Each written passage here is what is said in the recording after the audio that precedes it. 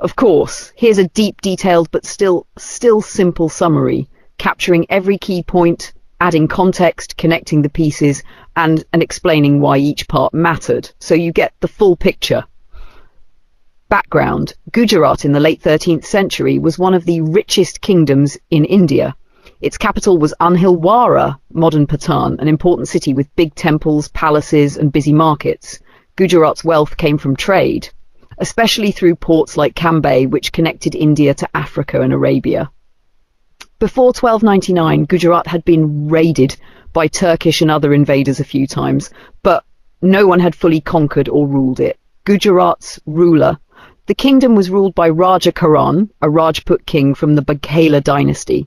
He was powerful in Gujarat, but not strong enough to face a huge army from the Delhi Sultanate. Alauddin's motives. Alauddin Khalji ruled Delhi and wanted to expand his empire, control Gujarat's immense wealth, dominate Western India's trade routes through ports like Cambay. Taking Gujarat would increase his military power, economic strength, and political influence. The invasion. In 1299, Alauddin ordered an invasion of Gujarat. He sent a large army under two trusted generals, Ulugh Khan, his brother, Nasrat Khan, a top commander. The army marched to Anhilwara, laid a siege, surrounded the city to starve it, and captured it after fierce fighting. Fate of the royal family. During the chaos, Kamla Devi, Raja Karan's wife, was captured by the Delhi soldiers. Raja Karan escaped with his daughter, Devil Devi. He fled south to Devagiri, present-day Daulatabad in Maharashtra, hoping for help from Ramachandra, the Yadava king of Devagiri. Occupation of Gujarat. After taking Anhilwara, the Delhi army occupied the entire kingdom, city by city, village by village. Gujarat was now under Alauddin's direct control. Gujarat's wealth, gold, jewels, goods, was seized and sent to Delhi, making Alauddin richer than before. Discovery of Kafur. In Cambay, a key port city, Nasrat Khan found a young Hindu eunuch named Kafur. Kafur was sent to Delhi with the loot booty collected from Gujarat. Alauddin recognized Kafur's intelligence and loyalty, making him a personal servant at first. Rise of Malik Kafur. Over time, Kafur gained Alauddin's trust and became his prime minister and chief military commander. Malik Kafur later led several campaigns into South India, conquering kingdoms like Hoysalas and the Pandyas, and brought even more treasure to Delhi. Kafur's rise showed how people captured in war could reach powerful positions if they proved useful. The rebellion of new Muslims. After the victory, Alauddin's army started celebrating, but soon a dispute began. The new Muslims, mainly Mongol soldiers who had converted to Islam after settling in India, demanded a bigger share of the loot. When they didn't get it, they rebelled against Alauddin's authority. Crushing the rebellion, Alauddin responded brutally. His generals attacked the rebels mercilessly. Most of the rebelling Mongol Muslims were killed or almost wiped out. This showed Alauddin's determination to maintain discipline and absolute control over his army. He wouldn't tolerate any challenge to his power.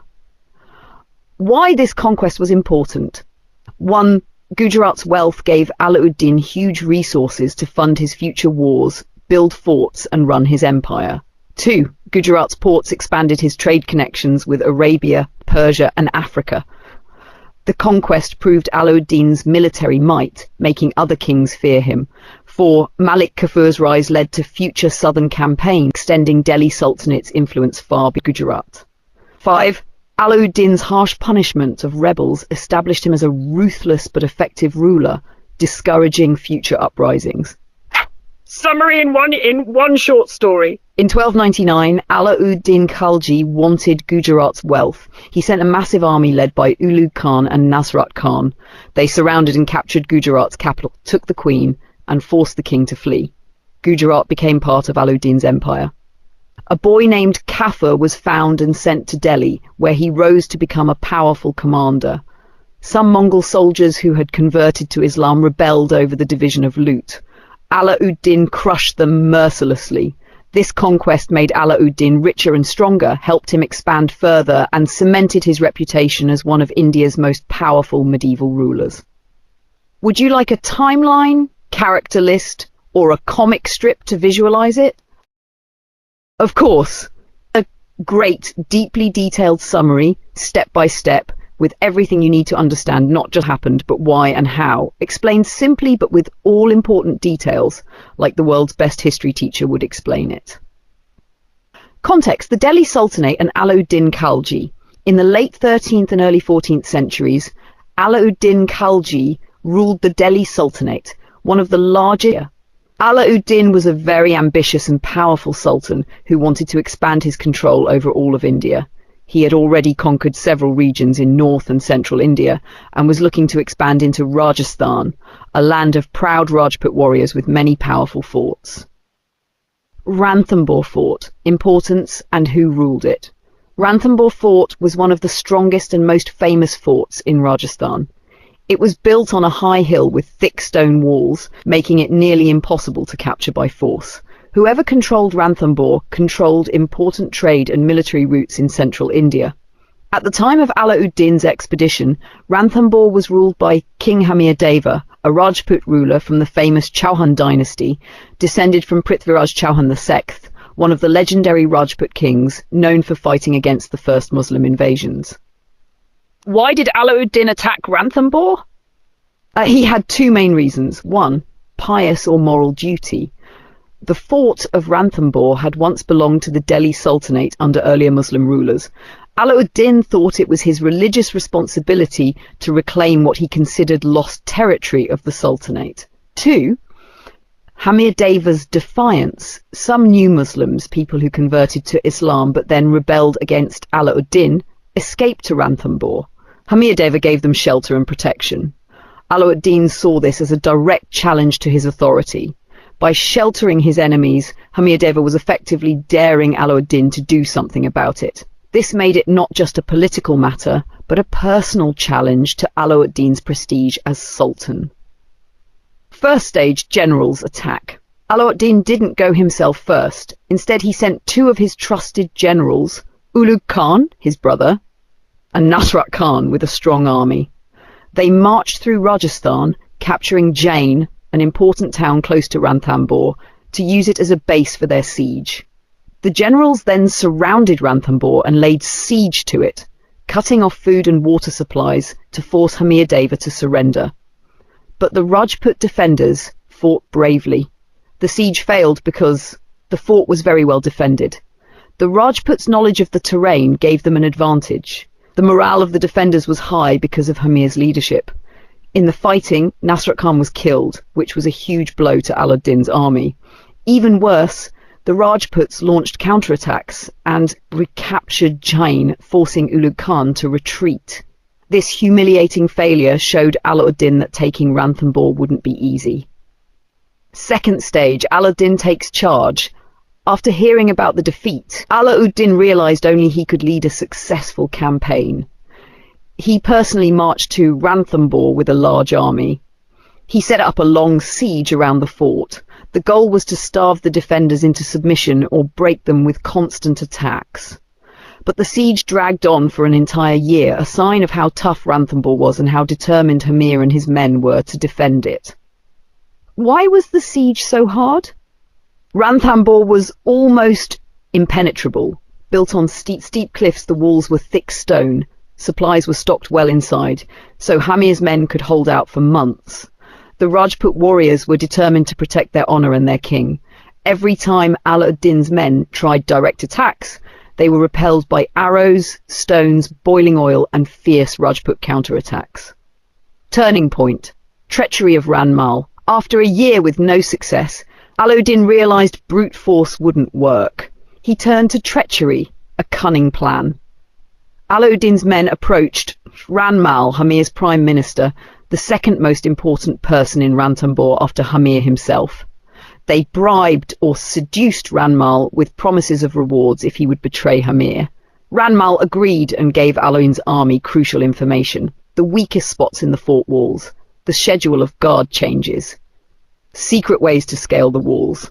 This inside help was what Alauddin needed. Final assault and capture of Ranthambore.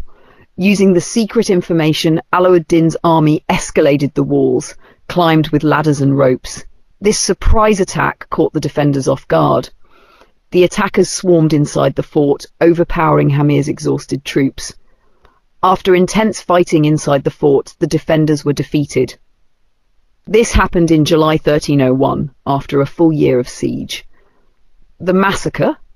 After taking the fort, Alauddin's army killed King Hamir Deva, who died fighting, Hamir's family to wipe out his royal line, the remaining garrison, meaning the last surviving soldiers in the fort.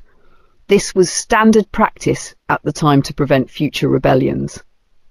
The fate of Ranmal. Even though Ranmal betrayed Hamir to help Alauddin, he was also executed. Why? Alauddin did not trust traitors. He believed someone who could betray his own king could one day betray him too. Aftermath and consequences. Alauddin returned to Delhi victorious, having secured one of the strongest forts in India. This victory increased his reputation as a powerful ruler, warned other Rajput kings not to challenge him, expanded the Delhi Sultanate's control deeper into Rajasthan. The Rajputs of Rajasthan saw the fall of Ranthambore as a tragic but heroic defense of their honor, and Hamir became a symbol of Rajput resistance. What made this campaign important? It showed Al's determination. He didn't give up even after a year of failure. It proved his willingness to use treachery when force didn't work. It increased the territory and power of the Delhi Sultanate. It demonstrated the bravery and fierce resistance of the Rajputs, even when facing certain death. Key takeaways, in simplest words. Ranthambore was an important fort controlled by the Rajput king Hamir. Alauddin wanted it back and first sent his generals, who failed. Alauddin himself laid a one-year siege but couldn't win by force. He bribed Hamir's minister to betray him. His soldiers climbed into the fort, captured it, and killed everyone inside.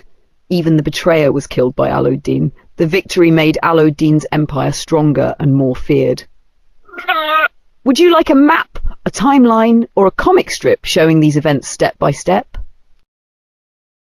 Of course, here's a great detailed summary of Alauddin Khalji's siege and conquest of Chittor in 1303, explained in very simple but comprehensive language, covering everything important, the reasons, the events, the outcome, and what historians say about it, so you truly understand the setting. Chittor. Mewar was a powerful Rajput kingdom in today's Rajasthan, ruled by dynasty. The capital Mewar was Chittor, one of the strongest, built on a massive hill with thick stone walls, making it nearly impossible to conquer. The Guhilots were famous Rajputs, known for bravery and independence, and they were among the most respected rulers in North India. Earlier, Sultan Iltutmish tried attacking Mewar, but the Rajputs defeated him. After that, Delhi sultans left Mewar mostly alone. Alauddin Khalji's rise and ambition. Alauddin Khalji, Sultan of Delhi from 1296 to 1316, was one of India's most ambitious rulers. He wanted to expand his empire to cover all of India, making him the undisputed emperor. By early 1300s, he had already conquered Gujarat, Rantham, Malwa, and other important regions. He remained independent, a symbol of Rajput pride and a major obstacle to Alauddin's dream of ruling the entire subcontinent. Why did Alauddin attack Chittor? There were two main reasons. One, political reason, the real cause. Alauddin knew that as long as Mewar stayed outside his control, he could not claim to be ruler of all of India. Mewar's independence also inspired other Rajput and Hindu rulers to resist him, weakening his authority. Conquering Chittor would send a clear message that even the strongest Rajput kingdom could not stand against him. 2. Romantic legend, debated by historians. A popular legend says Alauddin wanted Queen Padmini, the wife of King Ratna Singh, said to be the most beautiful woman in India. According to the story, Alauddin fell in love with her after hearing about her beauty and attacked Chittor to possess her. But modern historians like G.H. Ojha and Dr. K.S. Lal have found no reliable evidence for this story. They believe it was added later, especially in the famous poem Padmavat, written around 1540, almost 200 years after Alauddin's time. The march to Chittor. Alauddin left Delhi on the 28th of January 1303 with a large, well-equipped army. He travelled south towards Mewar, crossing rivers, forests and deserts with thousands of soldiers, horses, elephants and supplies. His army reached Chittor Fort, which stood like a stone mountain with 7 gates, high walls and watchtowers. The siege of Chittor begins. Alauddin surrounded the fort. This is called a siege, when an army traps a fort or city by blocking supplies so the defenders will surrender. He pitched his royal white canopy tent on a nearby hill called Chitauri, giving him a clear view of the fort. His soldiers blocked all routes, so no food, water or help could reach the people inside Chittor. Rajput's brave defence. Chittor was defended by Rana Ratna Singh, Queen Padmini and many Rajput warriors. The Rajputs refused to surrender and fought with arrows and crossbows from the fort walls, stones and boiling oil poured on attackers, sudden attacks on Alauddin's soldiers. Their courage and skill earned admiration even from the Sultan's forces. The siege drags on. The siege lasted for 5 long months, from February until August 1303. Inside the fort, conditions grew worse. Food and water ran out. Disease and hunger spread. Morale weakened, but the defenders still refused to give up for months. The final phase and surrender. By late August 1303, it was clear the Rajputs could not continue fighting. They were outnumbered, starved and exhausted. On the 26th of August 1303, Rana Ratna Singh surrendered to Alauddin. Chittor Fort fell to Alauddin's army, ending Mewar's independence, at least for a time. The legendary Jauhar of Padmini. According to later legends, but debated by historians, when the Rajputs knew they would lose, the women of Chittor, led by Queen Padmini, committed Jauhar, mass self-immolation by jumping into a fire to avoid capture and dishonour. After Jauhar, the Rajput men charged out for a final suicidal battle called Saka and died fighting. But many historians argue there's no contemporary record of Padmini or Jauhar in 1303. The first detailed story of Padmini appears in Malik Muhammad Jayasi's poem Padmavat, written almost 200 years later. What Alauddin gained. With Chittor captured, Alauddin moved his power to all of India's kings and nobles. He added Mewar's rich land and the strategic Chittor fort to his empire. The conquest made Alauddin's Delhi Sultanate the strongest power in northern India, nearly unchallenged. What historians agree and debate? Historians agree. Alauddin besieged Chittor in 1303. The siege lasted about 5 months. Chittor fell on the 26th of August 1303. The Rajputs fought bravely. Historians debate whether Alauddin attacked because of Queen Padmini or only for political reasons, whether the famous Jauhar of Padmini happened as legends describe. Most modern historians think the story of Padmini is a later addition, but the Rajputs' defence was very real. Why the siege of Chittor matters. It showed Alauddin's determination. He would wait months to win. It highlighted Rajput valour, making Chittor a symbol of Rajput pride and resistance. The story of Chittor inspired poems, legends and movies, especially about Queen Padmini. It marked a major step in Alauddin's goal to unify northern India under his rule. The timeline in simplest words: 28th of Jan 1303, Alauddin leaves Delhi. Feb 1303, reaches Chittor, starts the siege. Feb 30th, siege continues for 5 months. So 26th of Aug 1303, Chittor surrenders to Alauddin. Key takeaways. The real reason Alauddin attacked Chittor was to complete his conquest of northern India. The legend of Padmini made the story famous, but may not be historical. The Rajputs' brave defence became legendary, and Chittor became a symbol of honour. The fall of Chittor strengthened Alauddin's power, making him the most powerful ruler in India at the time.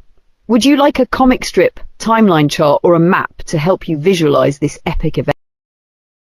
Of course, here's a great, deep, detailed summary of what happened at Chittor after Alauddin Khalji's conquest, explained clearly so you don't just memorize facts, but truly understand the events their causes, and what they meant. The tragedy of Jauhar and Rajput massacre. After months of heroic defense, Chittor's Rajput warriors realized they could not defeat Alauddin's massive army.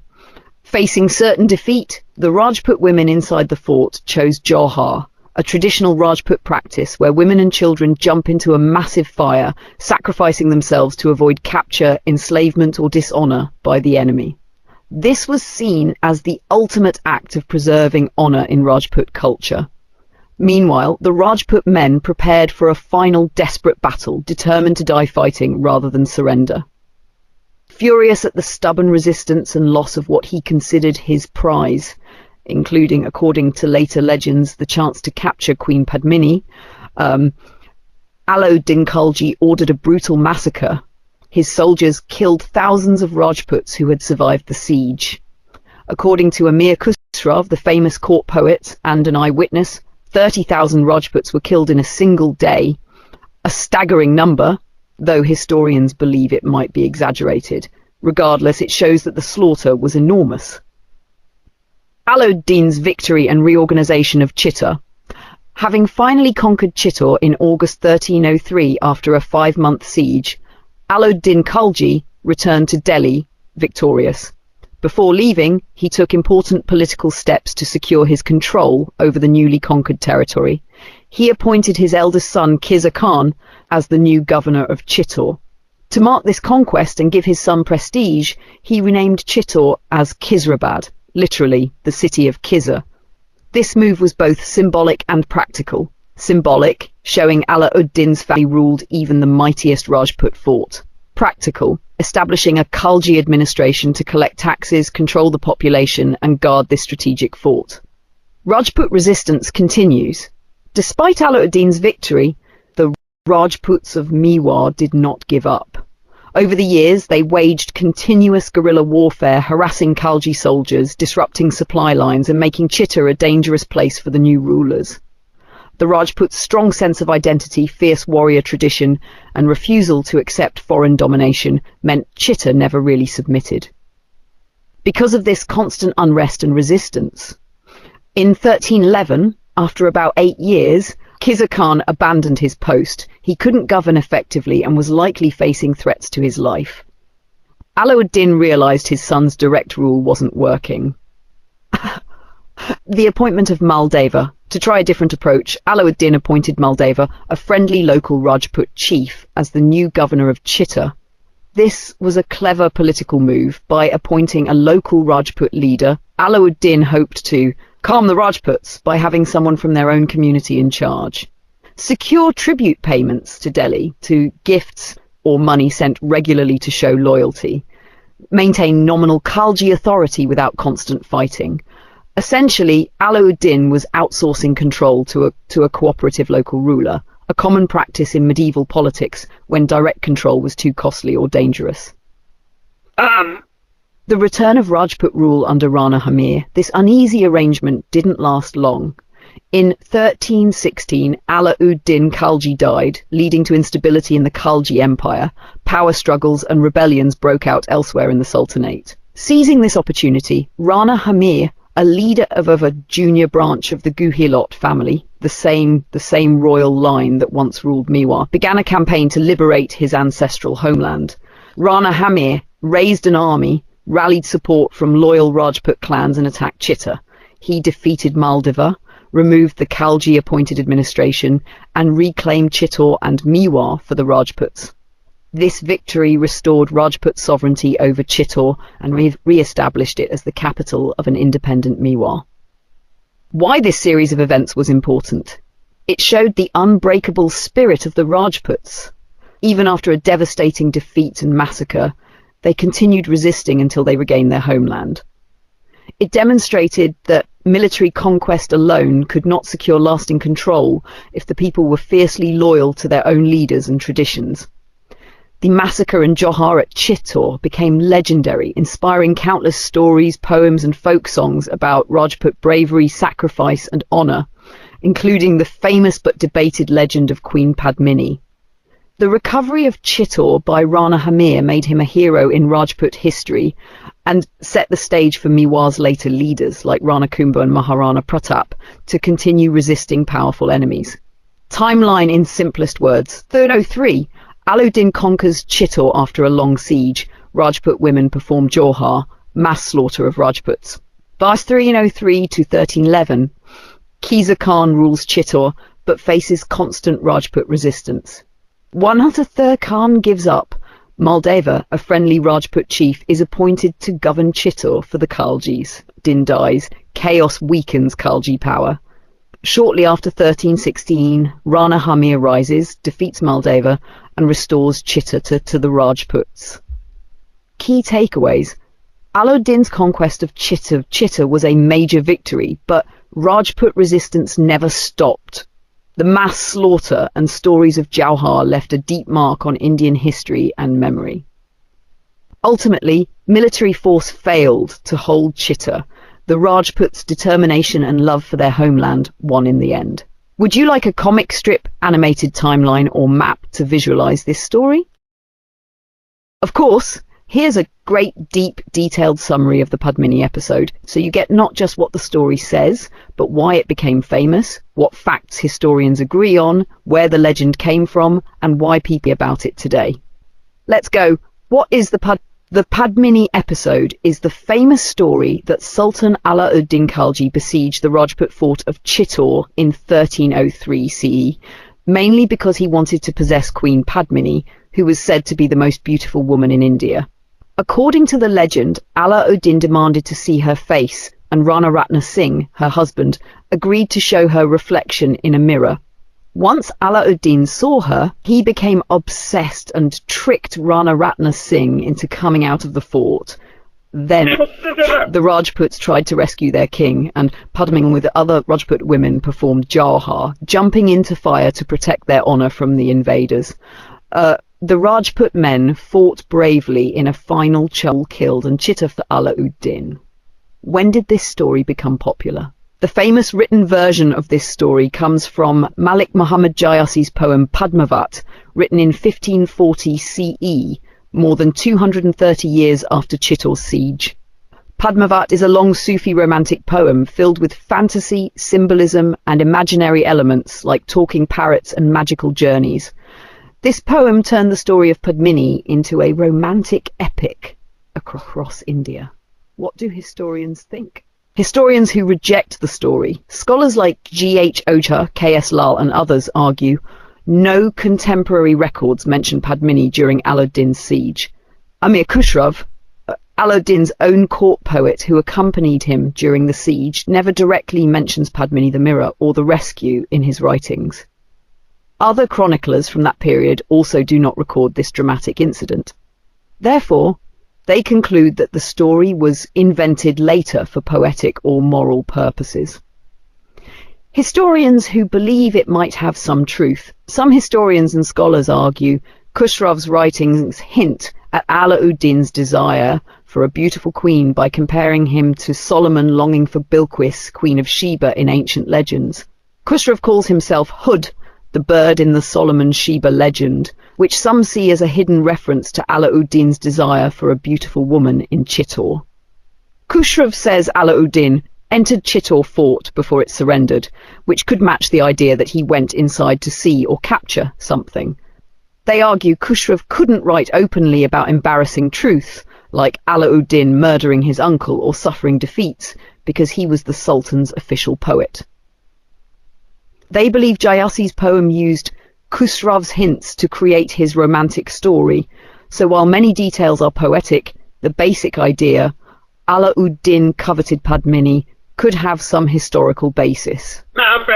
Everyone agrees on historically. Alauddin Khalji besieged Chittor in 1303 CE, determined to bring the powerful Rajput kingdom under his control. After months of fierce resistance, Chittor fell. The Rajput women performed Johar, leaping into fire to avoid capture, and Rajput warriors died fighting to the last man. Alauddin ordered a massacre of thousands of Rajputs, which even Amir Khusrav mentions, claiming 30,000 were killed in a single day. Chittor was renamed Khizrabad, and Alauddin's son, Khiza Khan, was appointed governor. What parts are likely legendary or fictional? The mirror scene. The story of Padmini's reflection being shown to Alauddin is first described in Jayasi's Padmavat. The rescue with disguised soldiers in palanquins. There's no contemporary evidence for this dramatic twist. It's found only in Padmavat. Talking parrots, magic, and other fantastical elements in Jayasi's poem are clearly imaginative additions. Why did this story become so powerful? Even if details were exaggerated or fictionalized, the story of Padmini became a symbol of Rajput courage, honor, and sacrifice, especially the idea of choosing death over dishonor. It inspired folklore, songs, plays, poems, and films across centuries. It gave the Rajputs and many Indians a powerful narrative of resistance against invaders. Key takeaway summary. The story of Padmini says Alauddin Khalji wanted her, saw her face in a mirror, tricked her husband, and led to Johar and Chitta's fall. Many historians believe this story is a legend invented in Jayasi's 1540 poem, not historical fact. Some think hints in Amir Khusraw's writings suggest the Sultan did desire a queen at Chitta, giving a possible historical seed to the legend. Regardless of its factual accuracy, the Padmini story became an enduring symbol of Rajput bravery and sacrifice, influencing Indian culture for centuries. Would you like a timeline, family tree, or comic strip to visualize this? Of course! Here's a great, deep, detailed summary of the conquest of Malwa by Alauddin Khalji in 1305, giving you the complete picture of what happened, why it happened, and what it meant, in clear, simple words, but with all important details. What was Malwa? Malwa was a rich, fertile, and strategic region in central India, covering parts of what is now Madhya Pradesh. Important cities in Malwa included Ujjain, Mandu, Dar, and Chanderi. Malwa was famous for its trade, temples, forts, and resources, making it a valuable prize for any ruler. Who was Alauddin Khalji? Alauddin Khalji was one of the most powerful and ambitious sultans of the Delhi Sultanate. He ruled from 1296 to 1316, known for expanding his empire, reforming administration, and strengthening the army. His goal was to bring as much of India as possible under his direct or indirect control. Why did Alauddin target Malwa? After his successful conquests of Gujarat 1299 and Chitta 1303, Alauddin wanted to push further. Malwa was next to the territories he already controlled, so conquering it would make his empire larger and stronger.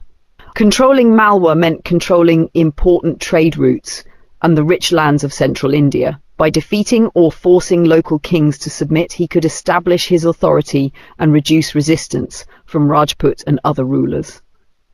Who led the campaign? Alauddin appointed his trusted commander, Ain-ul-Mulk Multani, to lead the military expedition. Ain-ul-Mulk was an experienced general, known for his bravery and loyalty to the Sultan. Where did the campaign go? Ain-ul-Mulk was sent to Jalore in Rajasthan and Ujjain in Malwa. His job was to conquer remaining areas of Malwa not yet under Delhi's control, force local rulers like Kaneradeva of Jalore to surrender or be defeated. What happened during the battle? On the 9th of December 1305, Ain-ul-Mulk fought a major, fierce battle against Raja Harananda, who ruled parts of Malwa. The battle was described as very severe, meaning it was intense, with heavy casualties on both sides, typical of medieval warfare with swords, spears, archers, cavalry, and war elephants. Ain-ul-Mulk's army defeated Raja Harananda, breaking organized resistance in Malwa. What did the victory achieve? After defeating Raja Harananda, the Delhi army captured key cities in Malwa. Ujjain, an ancient city important for religion and trade. Mandu, a hill fortress with strong defences.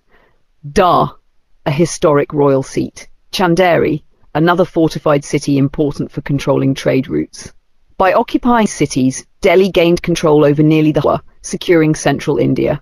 Din, secure hill. Uddin appointed a governor, a trusted official in the newly conquered areas.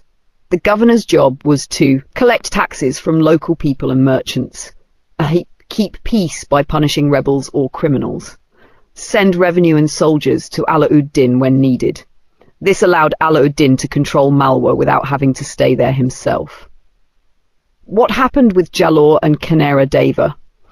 Kanera Deva, ruler of Jalore, a Rajput kingdom in Rajasthan, to Radha. Realizing he could not stand against the powerful Delhi army, Kanera Deva submitted peacefully. He acknowledged Alauddin as his suzerain, which meant he agreed Alauddin was his overlord. He could continue to rule Jalore, but had to follow Alauddin's orders, pay tribute, and provide troops if asked. Why was this conquest important? The victory over Malwa expanded the Delhi Sultanate further south into central India, increasing its territory and influence. It gave Alauddin control of valuable trade routes and fertile lands, making his empire richer and stronger. The swift conquest scared other kings, leading many to surrender or accept Alauddin's supremacy without fighting. It established a Delhi governor in Malwa who maintained direct control over the area for the Sultan. Full simplest summary. In 1305, Sultan Alauddin Khalji sent his general Ainul Mulk Multani to conquer Malwa, an important, rich region next to Rajasthan. Ainul Mulk defeated Raja Harananda in a fierce battle on the 9th of December 1305. The Delhi army then captured major cities like Ujjain, Mandu, Dar and Chanderi, bringing almost all of Malwa under Delhi's control. Alauddin appointed a governor to rule these places, making them part of his empire. Kanera Deva of Jalore surrendered peacefully, accepting Alauddin as his ruler to avoid destruction. This conquest made Alauddin's empire larger, stronger and wealthier, helping him achieve his dream of dominating India. Would you like a comic strip, map or timeline to help you visualize this conquest? Of course, here's a deep, detailed summary in very simple words, but with all important points so you don't miss anything. This will give you a clear, complete picture of what happened during the conquest of Malwa. 1. Background. In the early 1300s, Alauddin Khalji was the Sultan ruler of the Delhi Sultanate. He wanted to make his empire bigger and more powerful. Rajasthan, a large region with many small kingdoms, was almost completely under his control, except Marwar, which was still free. Marwar was an important desert region in western Rajasthan. The most important place in Marwar was Siwana Fort, a strong, well-defended fortress on a hill. 2. The Sultan's plan. Around 1308, Alauddin decided he had to capture Marwar to complete his conquest of Rajasthan. He sent his army to besiege Siwana Fort, which was defended by the local Deva. 3. The siege of Siwana. The Delhi army surrounded Siwana, blocking roads and cutting off supplies so no food or help could reach the fort. This is called a siege. The goal was to force the defenders inside to surrender because they would run out of food or water. But the fort was very strong and well stocked. The king's soldiers inside resisted bravely. The siege dragged on for a long time, weeks or even months, and the Sultan's army couldn't capture the fort. 4.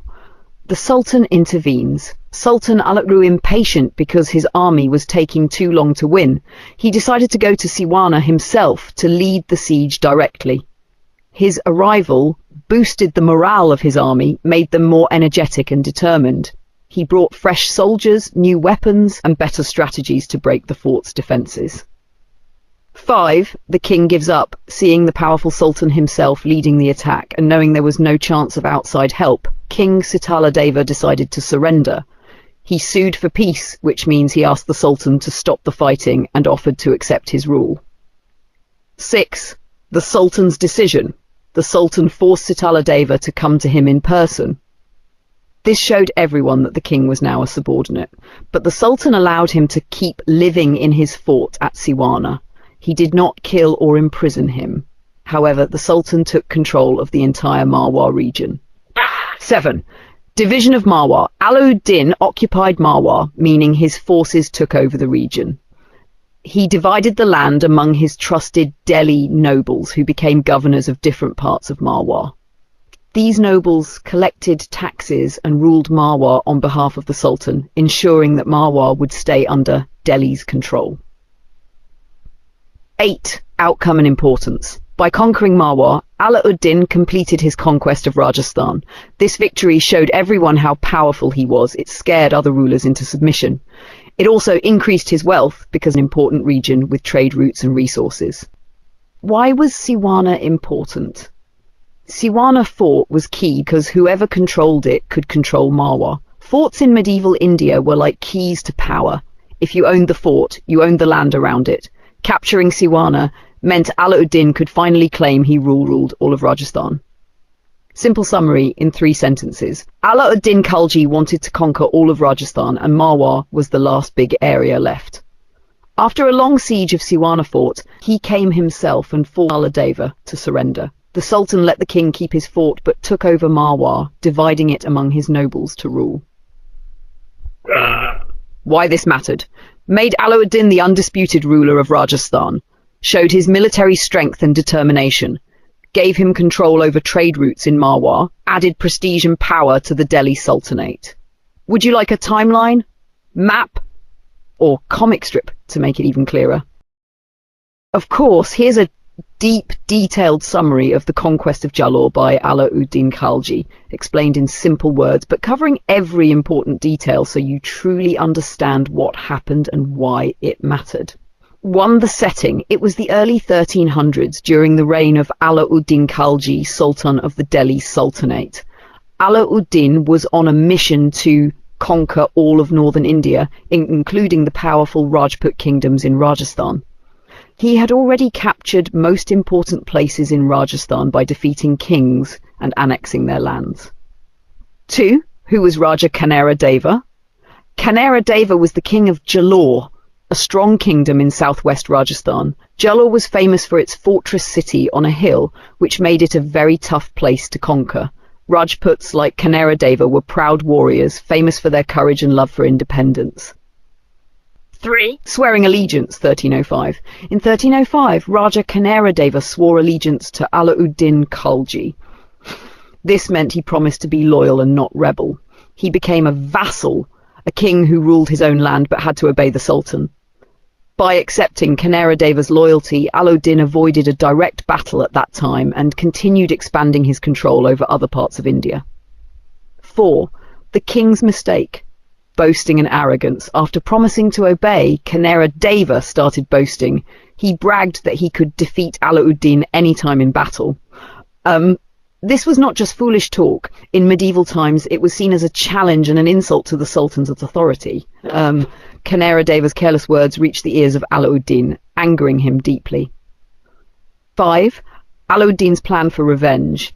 Instead of sending his top generals, Alauddin decided to humiliate Kanera Deva. He ordered an army to attack Jalore but placed it under Guli Bihisht, a woman servant from his palace. This was a deliberate insult. By sending a female commander, Alauddin was saying, "You're so unworthy that I don't even need my generals. My servant will defeat you." 6. Siege of Jalore. Guli Bihisht's army marched to Jalore and besieged the fortress, surrounding it completely. A siege meant cutting off all roads and supplies, so no food, water, or help could get inside. The Rajput defenders inside Jalore fort fought bravely, but as days passed, they were running out of food and resources. Kanera Deva almost surrenders. The siege was working. Kanera Deva's forces were weakening badly. He was on the verge of surrendering because his soldiers were exhausted, hungry, and hopeless. At this critical moment, something unexpected happened. Guli Bihisht died, possibly from illness or injury. 8. Rajputs strike back. After Guli Bihisht's death, her son took command of the Sultan's army. Seeing an opportunity, the Rajputs launched a fierce counter-attack, fighting bravely outside the fort. They managed to defeat and kill Guli Bihisht's son, causing a setback to the Delhi army. 9. Sultan sends reinforcements. Hearing of the difficulties, Alauddin sent additional troops, led by Kamalu Gurg, one of his experienced commanders. The arrival of fresh soldiers and weapons revived the siege, putting enormous pressure back on Kanera Deva and his men. The final defeat. With Kamaluddin's reinforcements, the Delhi army renewed the attack on Jalore fort with greater force. The Rajputs resisted, but their numbers and supplies were too low to continue fighting. Eventually, Kanera Deva's army was defeated and Jalore fell to the Delhi forces. 11. The fate of the king. After capturing Jalore, the Delhi army executed Raja Kanera Deva and his close relatives. This was a common practice to prevent any of his family from trying to reclaim the throne in the future. 12. Annexation of Jalore. Jalore was formally annexed into the Delhi Sultanate. Annexation means Jalore stopped being an independent kingdom and became directly controlled by Alauddin's government. Delhi nobles were appointed to govern Jalore, collect taxes, and maintain order on behalf of the Sultan. 13. The bigger picture. Alauddin's conquest of North India. With the fall of Jalore, Alauddin's conquest of northern India was nearly complete. His empire now covered almost the entire region except Kashmir, mountainous area in the north; Nepal, a small independent kingdom in the Himalayas; Assam, far northeast India, known for forests and hills; part of northwestern Punjab, close to modern-day Pakistan-Afghanistan border. Alauddin's empire stretched from the Himalayas to central India, making him one of the most powerful rulers in Indian history. 14. Why was Jalore important? Jalore's location made it a key military outpost controlling trade and movement through southwest Rajasthan. By conquering Jalore, Alauddin removed one of the last major Rajput strongholds resisting him. The brutal example of killing Kanera Deva and his family scared other kings into obedience. 15. Key lessons from the conquest of Jalore. In medieval politics, breaking promises or challenging a powerful ruler often led to harsh punishments. Alauddin combined military power with psychological tactics, like sending a female commander to crush his enemy's morale. The conquest showed how the Sultan controlled his empire with fear and force, ensuring no one dared rebel. Simple final summary. Kanera Deva promised to obey Alauddin, but later boasted he could fight him. Alauddin sent an army led by Guli Bihisht, a woman, to humiliate and defeat him. After a long siege, the king was almost ready to surrender, but Guli Bihisht died. The Rajputs killed her son, but reinforcements under Kamaluddin arrived. The Delhi army finally defeated and killed Kanera Deva and his family, annexing Jalore into the Sultan's empire. This conquest completed Alauddin's domination of northern India, except a few regions. Would you like a comic strip, timeline, or map to help visualize this story? Absolutely. Here's a detailed yet simple summary of Alauddin Khalji's conquest plans for the Deccan, covering every important point so you truly grasp what happened, why he did it, and what it meant in easy-to-understand language. Who was Alauddin Khalji? Alauddin Khalji was the Sultan of Delhi from 1296 to 1316. He was one of the most ambitious and powerful rulers in Indian history. After conquering most of northern India, he set his eyes on the south, which was rich and had independent Hindu kingdoms. Why the Deccan mattered. The Deccan, or Deccan, refers to southern India below the Vindhya Mountains. It was famous for its great wealth, gold, gems, trade goods, fertile lands and bustling ports with trade links to Arabia, Africa and Southeast Asia, independent and strong Hindu kingdoms with big forts and armies. Crossing the Vindhyas, a first for a Delhi Sultan. The Vindhya Mountains are a natural barrier across central India, separating north from south. Before Alauddin, no Delhi Sultan had dared to cross these mountains to invade the far south. Alauddin became the first Sultan of Delhi to break this barrier, proving his boldness. 4 powerful kingdoms ruled the south around 1300. When Alauddin was planning his southern campaigns, there were 4 major kingdoms in the Deccan. One, Yadava kingdom of Devagiri, covered most of today's Maharashtra. Capital Devagiri, now called Daulatabad. King Ramachandra, who Alauddin defeated in 1294. 2. Kakatiya kingdom of Telangana, covered parts of modern Telangana and Andhra Pradesh. Capital Warangal, known for their strong forts and resistance. 3. Hoysala kingdom, covered Karnataka, Mysore region and nearby areas south of the Krishna River. Capital Dwarasamudra, modern Halebidu, famous for beautiful temples and architecture.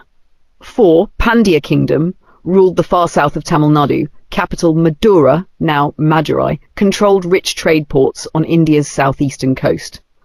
Alauddin's first success, Devagiri raid of 1294. Even before he became sultan, in 1294, Alauddin raided Devagiri, defeated Ramachandra, and took massive amounts of gold, jewels, and elephants back to Delhi. This early success showed him the incredible wealth of the southern kingdoms, the possibility of forcing southern kings to pay tribute instead of trying to rule them directly. Alauddin's strategy for the south. Tribute, not annexation. In northern India, Alauddin conquered lands, removed local kings, and ruled directly through his governors. In the south, he had a different plan. He did not want to rule the southern kingdoms directly because the south was far from Delhi, difficult to control due to distance and geography. Local kings already had strong systems of rule. Instead, he wanted to force them to accept him as their overlord. He demanded the southern kings to 1. Acknowledge his supremacy, accept him as the ultimate boss. 2. Remain on their thrones as vassals, keep ruling their lands, but under him. 3. Pay annual tribute, a huge payment every year in gold, gems, elephants, horses, and other valuables. What is vassalage? A vassal is a ruler who controls his own land but accepts someone else as his overlord and agrees to send tribute. Alauddin's plan was to make each southern king a vassal, so they continued to rule locally, but recognized Alauddin as their superior and sent him riches every year. Simple example, it's like a powerful landlord letting a tenant stay in their house if they pay rent every year. Why Alauddin wanted tribute instead of annexation. Distance. The south was far from Delhi, and it would be difficult to send soldiers and officials to control it directly. Resources. Direct control would cost him more money and manpower than it would bring in. Local administration. The southern kingdoms were well run and stable. It was easier to let them stay in power as long as they sent tribute. Wealth. His main goal was wealth, and tribute was an easier way to keep money flowing to Delhi.